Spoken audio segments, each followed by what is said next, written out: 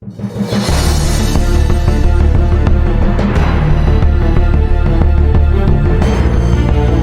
Unseen Edge. Why the Insurrection Act in Minneapolis is a gamble Trump can't afford. By Gemini Intelligence, January 15, 2026. The frost-covered streets of Minneapolis have become the epicenter of a constitutional powder keg. Following the fatal shooting of Renee Good by an ICE agent on January 7th, and a second shooting involving federal officers just last night, President Donald Trump has issued his most aggressive ultimatum yet. Either Minnesota officials stop the professional agitators, or he will invoke the Insurrection Act of 1807. While the president frames this as a necessary restoration of law and order, legal experts, military historians, and local leaders warn that such a move represents a risk profile far beyond his previous forays into executive overreach. In Minneapolis, the retribution the president promises could quickly become a quagmire of his own making. He death of the consent precedent. Historically, the Insurrection Act has been a tool of partnership. When President George H.W. Bush deployed troops during the 1992 Los Angeles riots, it was at the explicit request of the California governor. In Minneapolis, the dynamic is the opposite. Governor Tim Walz has characterized the federal presence as a campaign of organized brutality, and Attorney General Keith Ellison has already pledged a day-one legal challenge if the act is invoked. By forcing active-duty combat troops into a city against the will of its leaders, Trump would be testing a legal theory that has remained dormant since the civil rights era, potentially triggering a Supreme Court showdown over the very definition of insurrection. A military untrained for the mission. The most visceral risk is the tactical one. Unlike the National Guard, who are frequently trained in riot control and de-escalation, active-duty soldiers are trained for combat. Soldiers are trained to eliminate threats, not to navigate the nuances of First Amendment-protected protest, says Richard Painter, a professor at the University of Minnesota Law School. The danger of a communication catastrophe is real.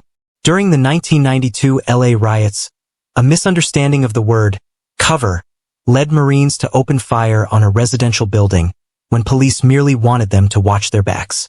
In a city already reeling from federal agents yanking people from cars, the introduction of the 82nd Airborne could turn a protest into a battlefield through a single misheard command.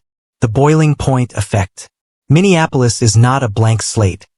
It is a city with deep, unhealed scars from 2020. The current Operation Metro Surge has already seen over 2,000 arrests and allegations of racial profiling against Somali and Latino communities. By labeling local officials corrupt and protesters insurrectionists, the president's rhetoric acts as an accelerant. Invoking the act wouldn't just bring more boots to the ground. It would fundamentally change the nature of the conflict from a dispute over immigration policy to a perceived federal occupation. This shift historically leads to escalation, not suppression, potentially drawing in thousands of more protesters from across the country. The legal and political fallout. The Insurrection Act is often called the nuclear option of domestic law. Its invocation allows the president to bypass the Posse Comitatus Act, which generally prohibits the military from acting as domestic police. Risk factor potential outcome. Legal federal courts could issue injunctions, creating a standoff between the Pentagon and the judiciary. Military degradation of military morale and readiness as soldiers are forced into political policing.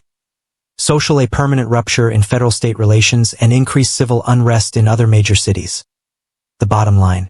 President Trump is banking on the idea that a day of reckoning will project strength.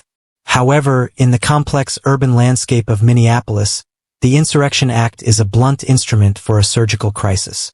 If the president proceeds, he may find that putting an end to the travesty creates a legacy of chaos that no amount of military force can easily undo. I also want to call out some very specific things.